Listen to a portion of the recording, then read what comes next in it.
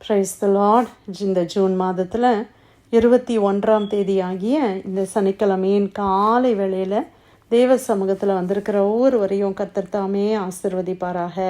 இந்த நாளிலும் நம்ம தியானிக்கிற தேவனுடைய வார்த்தை நம்முடைய பரிசுத்த வேதாகமத்தில் அப்போஸ்தலனாகிய யோவான் எழுதின 3வது நிருபம் 2வது வசனம், 3 John verse 2. பிரியமானவனே, உன் ஆத்துமா வாழ்கிறது போல நீ எல்லாவற்றிலும் வாழ்ந்து சுகமாயிருக்கும்படி வேண்டுகிறேன். அல்லேலூயா, பிரைஸ் தி லார்ட். இந்த காலை வேளையில் கர்த்தர் நம்மளுக்கு கொடுத்த இந்த அருமையான வசனத்துக்காய் கர்த்தரை ஸ்தோத்திரிக்கலாமா? அருமையான ஒரு வார்த்தையை நம்ம தியானிக்க ஆண்டவர் கொடுத்த கிருபை. அல்லேலூயா.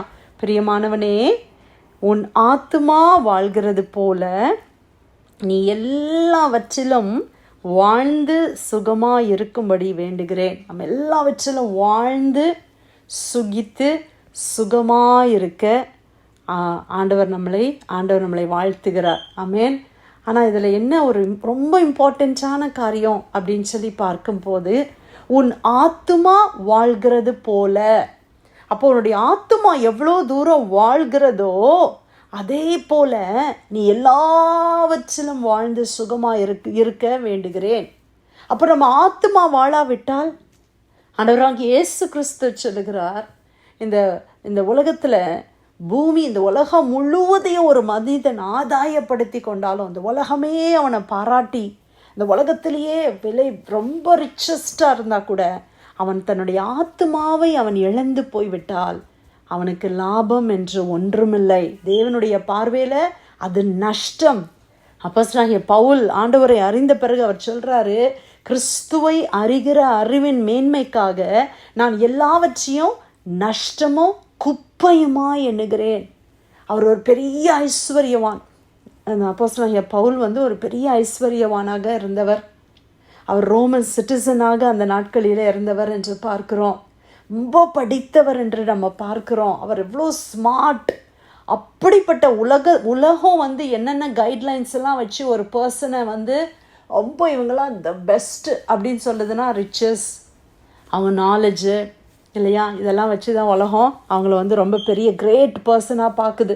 இன்ஃப்ளூயன்ஷியல் பர்சன், அவங்களுக்கு பணம் இருக்கணும், அவங்க ரொம்ப இன்ஃப்ளூயன்ஷியலாக இருக்கணும், நல்லா போல்டாக பர்சனாலிட்டியாக இருக்கணும் இல்லையா, ஞானம் இருக்கணும், அதுதான் உலகம் கிரேட் பீப்புள் அப்படின்னு சொல்லுது. ஆனால் அந்த அப்போஸ்தலனாகிய பவுல் சொல்கிறாரு, இதெல்லாம் நான் குப்பையான்றேன், இதெல்லாம் நான் நஷ்டமாய் விட்டுவிட்டேன், ஏனென்றால் நான் கிறிஸ்துவை அறிந்து கொள்ள வேண்டும். அதுதான் ஆண்டவராகிய இயேசு கிறிஸ்துன்னு சொன்னாங்க. இந்த உலகம் முழுவதையும் நம்ம ஆதாயப்படுத்திச்சாலும் என் ஆத்துமா நஷ்டப்பட்டு போயிடுச்சுன்னா ஒன்றுமே இல்லையே, பிரயோஜனம் ஒன்றுமே இல்லையே. நம்ம ஒரு சின்ன கதை சொல்லுவாங்க, நிறைய பேருக்கு இது ஸ்டோரி தெரிஞ்சிருக்கோம். அதாவது ஒரு பெரிய படித்த ஒரு அறிவாளி ஒரு படகுல ஏறி அவர் படகுல போகும்போது அந்த படகோட்டிக்கிட்ட அந்த அறிவாளி சொன்னாராம், உனக்கு மேத்தமேட்டிக்ஸ் தெரியுமா? அப்போ சொன்னால், நான் படிக்கவே இல்லைங்க, எனக்கு மேத்தமேட்டிக்ஸ் தெரியாது. ஐயோ, உன்னுடைய லைஃப்பில் நீ பாதி நாளை வேஸ்ட் பண்ணிட்டியப்பா. அப்போ அடுத்தது கேட்டாராம், உனக்கு ஜியாலஜி தெரியுமா அப்படின்னு ஒவ்வொரு காரியத்தை சொல்லி, எனக்கு தெரியாது. அப்போ கடைசியில் அந்த புயல் காற்று பயங்கரமாக அடித்து அந்த படகு அப்படியே அலை மோதுது. அப்போது அந்த படகோட்டி அந்த படித்த மேதையை பார்த்து கேட்டாராம், ஐயா, உங்களுக்கு ஸ்விம்மிங் தெரியுமா, நீந்த தெரியுமா? அவர் சொன்னாராம், எனக்கு நீந்த தெரியாது. நீங்கள் மேத்தமேட்டிக்ஸு, ஜியாலஜி, ஆஸ்ட்ரானமி என்னெல்லாமோ படிச்சிருந்தீங்களே, இன்றைக்கி நீங்கள் ஸ்விம்மிங் தெரியாமல் உங்கள் லைஃபே போச்சே அப்படின்னு சொன்னாராம். இது உண்மை. இது ஒரு ஸ்டோரியாக இருக்கலாம். ஆனால் இதில் உள்ள கருத்தை நம்ம பார்க்கும்போது இன்றைக்கி நமக்கு நிறைய நாலேஜ் இருக்குது.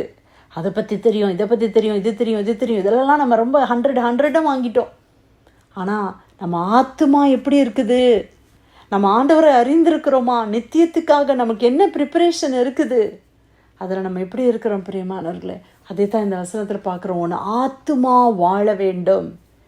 நீ ஒரு பெரிய பில்டிங்கை வாங்கி ஒரு பெரிய கோடீஸ்வரனா நீ வாழ்கிறது தேவனுக்கு பெரிய பெருமை அல்ல. உன் ஆத்துமா வாழ்கிறதா? நீ பரலோகத்தை சேருவாயா? நீ தேவனிடத்தில் சேர முடியுமா? ஆண்டவர் உன்னை பரலோகத்துக்குள்ளே என்ட்ரு பண்ணுறதுக்கு ஆண்டவர் இன்றைக்கி அமெரிக்கன் பாஸ்போர்ட்டை வாங்குறதுக்கு, அமெரிக்கன் சிட்டிசன்ஷிப்பை வாங்குறதுக்கு ஒருவேளை நம்ம பணத்தை கூட கொடுத்து வாங்கிடலாம். ஆனால் பரலோகத்தை பணத்தை கொடுத்து வாங்க முடியாதே.